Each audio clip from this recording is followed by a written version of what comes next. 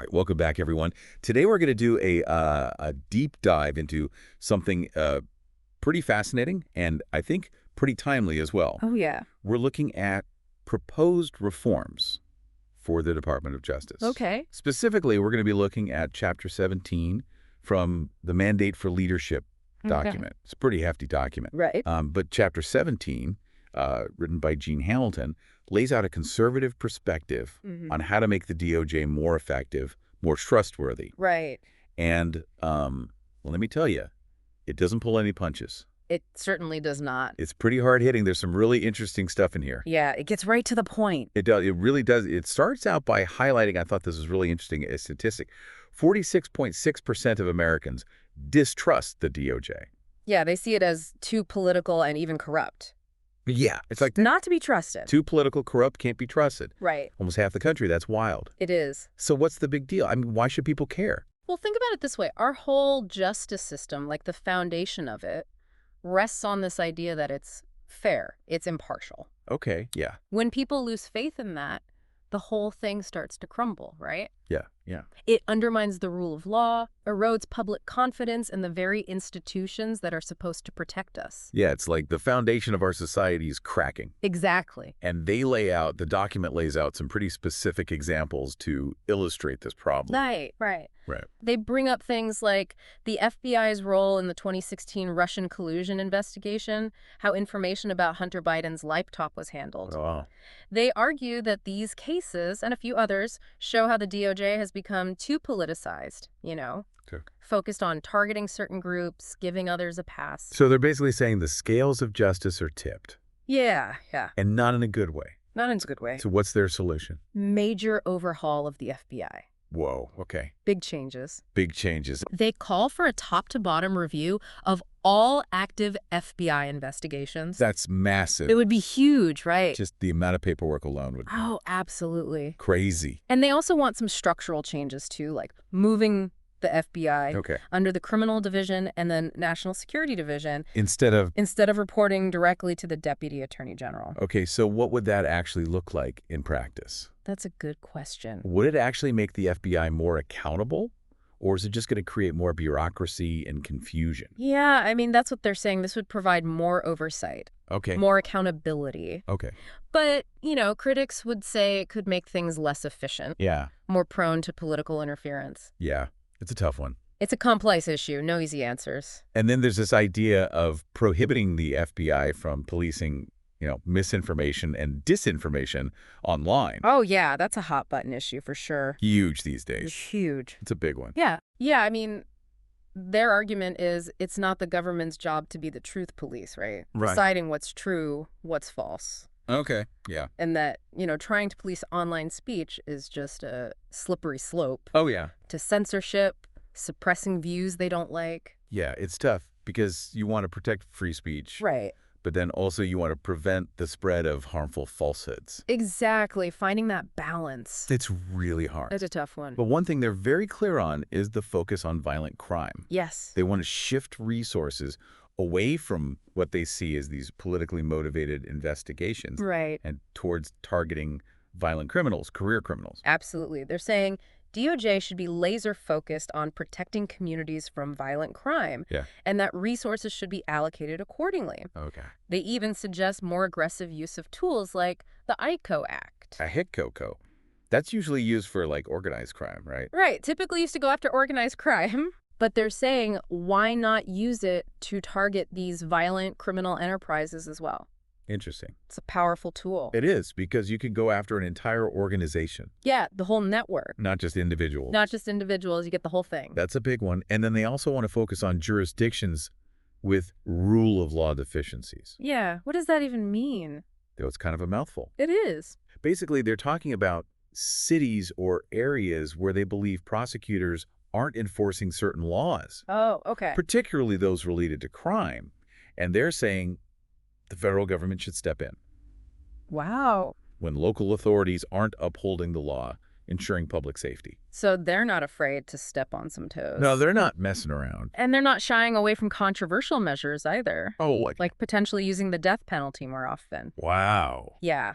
They're advocating for a much tougher approach to crime across the board. Okay, yeah. Strong deterrents are necessary to keep communities safe. That's their argument. It's a very different approach to what we're seeing from a lot of criminal justice reform advocates. Oh, absolutely. A very different philosophy. Yeah, very different. Much more focused on punishment and deterrence. Okay, interesting. Yeah. Well, let's shift gears a little bit. Let's talk about national security. Okay, sure. How does that fit into this whole vision of reforming the DOJ? Well, it's a top priority for them. Okay. They want the DOJ to take a more aggressive stance against threats from countries like China and Iran. Okay, so more hawkish. Yeah, you could say that. Okay. They specifically want to bring back the China Initiative. That was the program, wasn't it, during the Trump administration to combat Chinese espionage? Exactly, combating espionage, intellectual property theft. And the Biden administration shut that down. They did, yeah, citing concerns about racial profiling. Oh, interesting. But this document pushes back hard on that decision, Okay. saying the threat from China is very real and the DOJ needs to be proactive. So they're basically saying the Biden administration is being soft on China. Yeah, that's their perspective. Okay. National security trumps concerns about potential bias or profiling. So it's not just about China. It's also about raising public awareness about threats from other countries. Right, like Iran, for example. Okay. And they want the DOJ to play a bigger role in that, educating the public. Interesting. And also tackling things like sextortion and ransomware, these emerging cyber threats. Oh, yeah, those are becoming really common. Right, they're exploding, and they want the DOJ to be on the front lines. So they want a DOJ that's basically more forward-leaning. Yeah, much more forward-leaning, prepared to deal with a rapidly changing world. More proactive. Exactly, proactive on all these fronts. Okay, so it's tough on crime, vigilant on national security, and less focused on what they see as these politically motivated cases. Right, it's about refocusing priorities. Yeah, and ultimately it all comes back to restoring trust. Exactly. That's the core of it. Trust in the justice system. Public trust. Yeah, they believe that to restore that trust, you gotta address this perceived double standard. The double standard, what do you mean? Like how the law is applied, making sure the DOJ is truly serving the American people, not just a particular party or ideology. Right, not playing favorites. Exactly, no favoritism. Okay, so how do they propose to fix that? They throw around the term weaponized a lot. Yeah, it's a strong word. It is, but what does that actually mean in this context? Well, weaponizing the DOJ, it generally refers to using its power for political purposes, Okay. rather than simply upholding the law. So not just going after bad guys, but going after your political enemies. Exactly, that's the accusation. Oh, wow. It could involve targeting political opponents with investigations, prosecutions, using the department's resources to advance a particular agenda. So, like picking and choosing which laws to enforce, who to investigate, based on their political views. Exactly. That's pretty scary. It is, and that's what the authors of this document are alleging has been happening. Really? They're saying it's already happening. They believe that the DOJ has been used to target conservatives, protect liberals. Wow, that's a serious charge. It is very serious. So how would a president actually weaponize the DOJ? What mechanisms could they use? Well, one way is through appointments, right? Okay. The president gets to appoint officials who share their views. Who will do their bidding, essentially. Right, and who are willing to carry out their agenda. So it starts at the top, with who's in charge. Right, the attorney general, other high-ranking officials, they have a lot of power. Right. Discretion in deciding which cases to pursue, how to allocate resources. Yeah. They could choose to prioritize investigations that target political opponents or downplay investigations that might implicate their allies. So it's a lot of power concentrated in the hands of a few people. It is, and that's why this idea of weaponizing the DOJ is so concerning. Yeah, it really undermines the whole idea of a fair and impartial justice system. Exactly, that's the danger. But surely there are some safeguards against this kind of abuse, right? There are. Like, what's to stop a president from just turning the DOJ into their own personal law firm? Well, we do have a system of checks and balances. Right, right. Congress has oversight over the DOJ. So they can hold hearings and investigate? They can investigate, subpoena documents. Try to shine a light on any wrongdoing. Exactly, expose any shady dealings. Okay, and the courts play a role too, right? Oh, absolutely. They can review the DOJ's actions and strike down anything that's unlawful. Right, anything unconstitutional. So the president doesn't have absolute power over the DOJ. No, they don't, but it's a delicate balance. It's a tightrope walk. It is, and we've seen how that power can be misused. Yeah, of course. For political gain. Well, it's definitely something to think about as we dive deeper into these proposed reforms. It is. It's a crucial context to keep in mind. And one of the areas they really want to reform is immigration. Oh, yeah. They basically want to hit the reset button, go back to the Trump era. Yeah, they argue that immigration enforcement is a DOJ responsibility that's been neglected. Okay. And they lay out this very specific, multi-pronged approach. All right. Well, let's unpack that. Okay, sure. What are some of the key things they're proposing? Well, first of all, they want more immigration-related prosecutions by U.S. attorneys all over the country. Not just at the border. Not just at the border, everywhere. Okay. They also want to make it easier for Homeland Security to get information about criminal aliens from sanctuary cities. So they're really going after those sanctuary cities. Yeah, they're taking aim at them directly. Okay. And what else? They want to reverse a bunch of immigration decisions made by Attorney General Merrick Garland. Okay. And push for a return to Trump-era immigration rules. So a pretty hardline stance on immigration enforcement.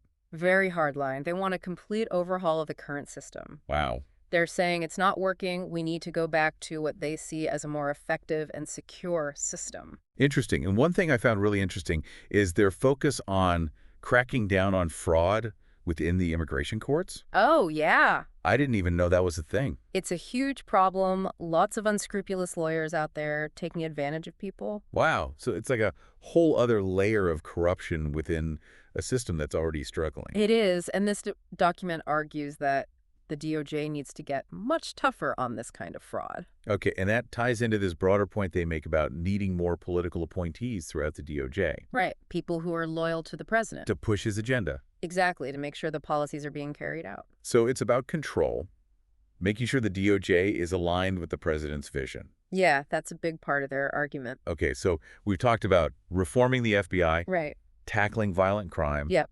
shaking up immigration enforcement, addressing what they see as the politicization of the DOJ. Yeah, lots of big changes. So where do we go from here? What else is on their agenda? Well, they go even deeper, talking about changes that would impact the very structure and culture of the DOJ. Okay. Like how they hire people, making it more merit-based, Okay. streamlining the department, making it more efficient, less bureaucratic. So less red tape, more results. Exactly. That's the idea. But I imagine some people might not be too happy about these changes. Oh, for sure. There will be pushback. Those who are comfortable with the way things are. Exactly. The status quo. And it's not just about efficiency, is it? No. It's also about who gets to call the shots.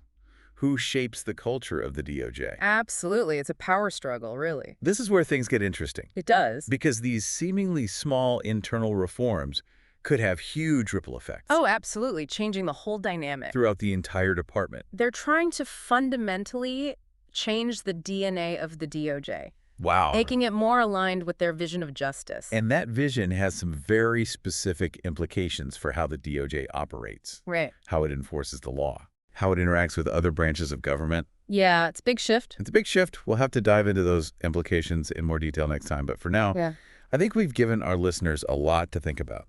Definitely. It's a complex and controversial topic, but it's worth understanding. I agree. The DOJ plays a vital role in our society. It does. And these proposed reforms would have a huge impact on all of us, so it's important to be informed and engaged in this conversation. So stay tuned for part 2, where we'll explore the potential consequences of these reforms and what they could mean for the future of justice in America. It's going to be a fascinating discussion. So we were talking about the author wanting more political appointees in the DOJ. Which, I mean, it kind of makes sense if you want to really push a president's agenda. Right. But of course, critics would say that's just politicizing the department. Exactly. Yeah. Exactly. It raises concerns about, is it loyalty to the president or is it commitment to the law? Yeah. But the document actually frames it as accountability, like making sure that the DOJ reflects the will of the people, as expressed through their elected leader. So it's about, I guess, how much power a president should have over the DOJ. Right, right. And they also advocate for something else that's pretty interesting, a freeze on DOJ employees being detailed to other agencies and to Congress. It's like they're saying, we need all our talent focused on what we're doing. We're not loaning out our best people. Right, right. It almost feels like a control thing, you know? Yeah, yeah. Making sure the DOJ isn't being used to further someone else's agenda. It really makes you wonder, like, what kind of power struggles are going on behind the scenes? Oh, I'm sure there's a lot we don't see. We also talked about scrutinizing DOJ hiring practices, trying to root out any bias or favoritism. Right. On the surface, it sounds good. Yeah, sounds great, but... But it all comes down to how do you implement that? Right, right. If it's truly about merit, fantastic. But critics worry that it could be used to screen out people who just don't align ideologically with the administration. It's like that saying, who watches the Watchmen? Exactly. Like, who gets to decide what merit means in this context? That's the big question. And then this kind of ties into their proposal to streamline the department, maybe even merge some offices. Less bureaucracy, more efficiency. Yeah, who could argue with that? Well, I'm sure the people whose offices are being merged might have some thoughts. Right. Right. And, it's not just about efficiency. Right. No. It's also about control, right? Absolutely. And who gets to shape the culture of the DOJ? It's about power. Who has it? Who wants it? Yeah, it's fascinating how these, what seem like mundane internal reforms can be so politically charged. Oh, absolutely. But let's get back to something that directly affects people's lives. Their proposed changes to the Civil Rights Division. This is where you really see their conservative ideology coming through. Yeah, this is where it gets really interesting. They want to kind of turn the division on its head. In what way? Well, they argue it's become too focused on, promoting a liberal agenda, Okay. especially on issues like race, gender, sexual orientation. So less emphasis on those areas. They want to focus on what they see as protecting individual rights, but more from the government overreach. Okay. Not from, discrimination by private individuals or institutions. So a pretty fundamental shift in focus. Absolutely. They want to re-examine how the division enforces laws related to things like affirmative action, discrimination. Right. They say the current approach is too focused on equity. Which they see as... basically code for reverse discrimination. Got it. They want a colorblind approach, treat everyone equally under the law. But doesn't that ignore the fact that not everyone starts on an equal playing field? Right. That's the whole debate, isn't it? Yeah. How do you balance this idea of equal opportunity with the reality of historical and ongoing disadvantage? Right. This document argues that focusing on group differences actually perpetuates the problem. It's a tough one. It is. It's complex. There are strong arguments on both sides. And it brings us back to this theme of the DOJ being used to advance a certain ideology. Right, which is a risk no matter who's in power. Exactly. And that's why understanding the nuances of these reforms is so important. Yeah? They're not just changing policies, they could be reshaping the whole culture and priorities of the DOJ. It's like you're trying to redefine what justice means in America. In a way they are. It's a very specific vision they're laying out. They've touched on pretty much every aspect of the DOJ, investigations, hiring, funding. Is there anything else that really stands out in their proposal? One thing that's particularly interesting is their emphasis on the separation of powers. Okay. They really believe that the executive branch, the president, has more authority than people recognize. Okay. And they see the DOJ as this key tool for pushing back against what they see as judicial overreach. So they're not fans of the courts having the final say. They think the courts have become too activist, striking down laws and policies just because they disagree with them politically. Right. They want a DOJ that's more willing to challenge those rulings. Even if it means going up against the Supreme Court. Even then. That sounds like it would create a lot of conflict. It would. It could lead to gridlock. How can the system function if everyone's fighting each other? Well, that's the tension built into our system of checks and balances, right? Right. It's designed to prevent one branch from becoming too powerful. Yeah, but what if it just paralyzes the government? That's the risk, and that's why this proposal is so controversial. Okay. It could lead to a much more assertive, maybe even confrontational DOJ. Wow. And that could have really unpredictable consequences. It makes you wonder, like, if they implemented all these reforms, would they actually achieve what the author intends? That's the big question. Would it make the DOJ more effective? Right. More accountable?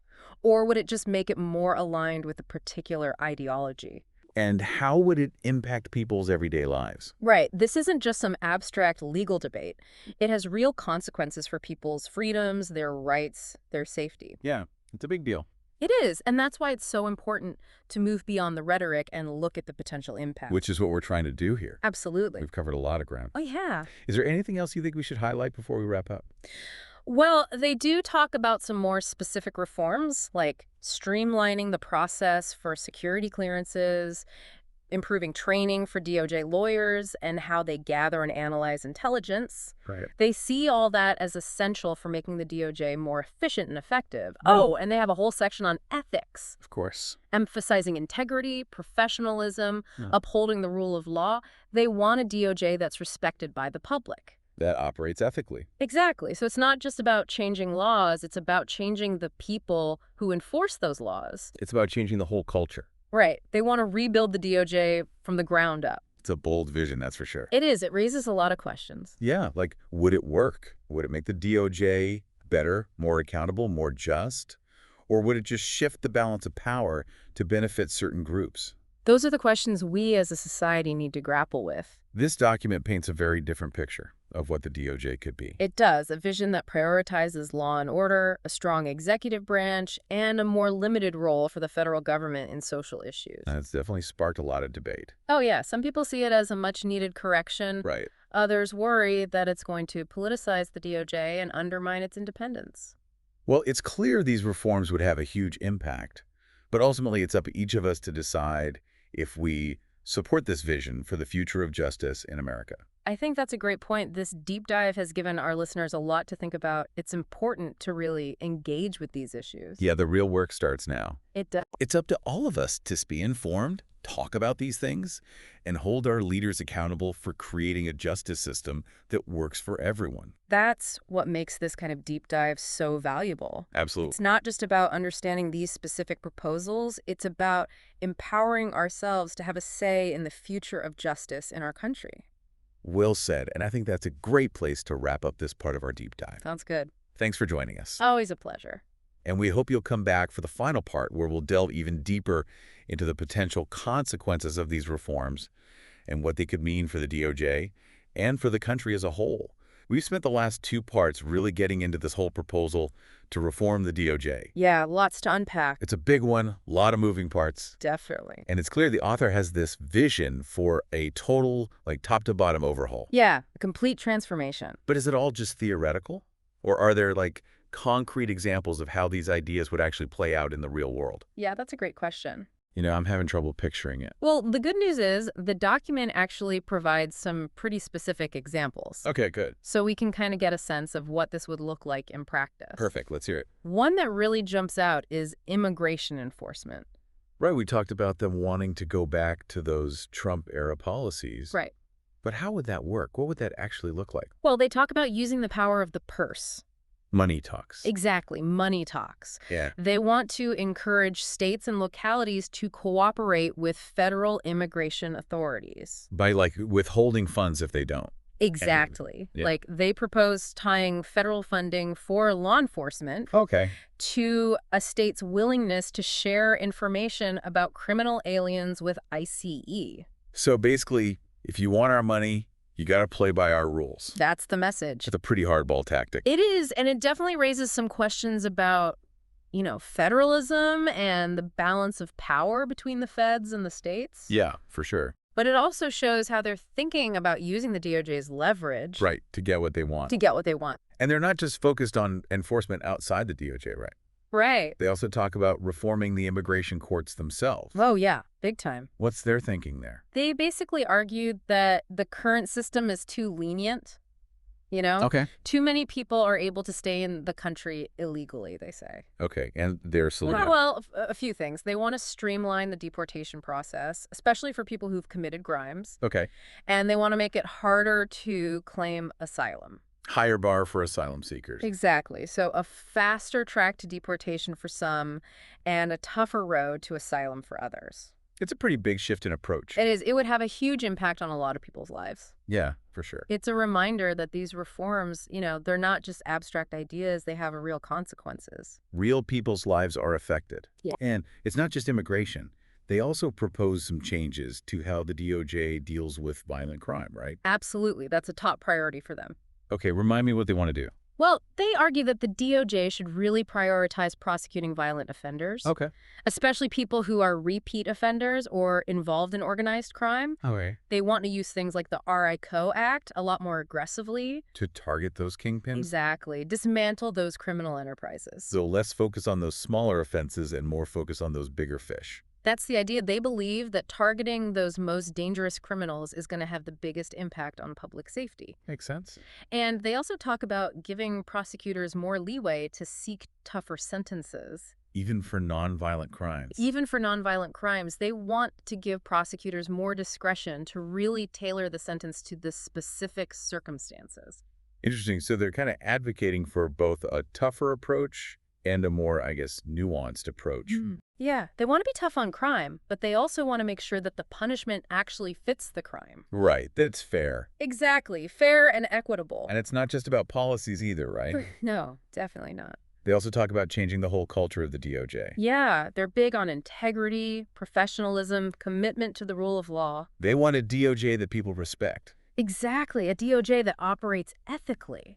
So it's not just about changing the laws, it's about changing the people who enforce them.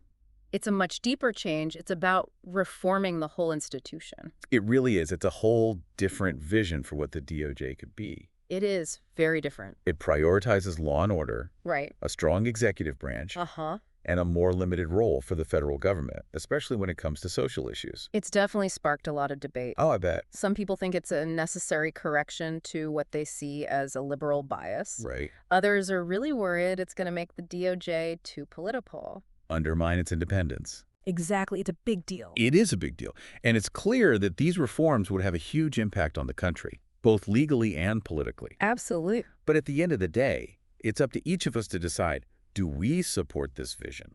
I think that's a great point. This deep dive has given us all a lot to think about. Definitely. And it's important to really wrestle with these issues, you know? Yep. Think critically, have thoughtful conversations. Yeah, because the real work starts now.